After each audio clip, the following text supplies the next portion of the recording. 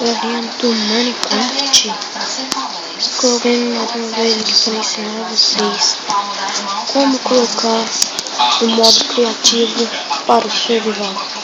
Galera, você tem do kit para o título e aperte para voltar. Se precisar baixar esse programinha chamado Pocket Edition, ele se acha no Play Store. Depois que você baixar, você vem e vai estar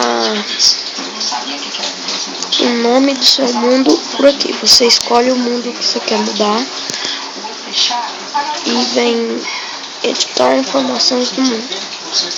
Você vem mudar e clica em criativo. Você volta e volta lá no Minecraft.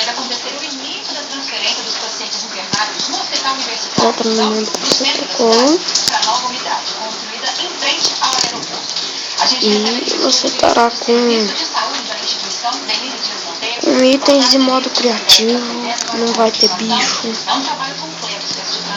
Então, galera, espero que eu ajudei vocês e qualquer dúvida, pergunte, comente, e se quiser ajudar aí, clique na mãozinha aí que a gente vai ficar feliz.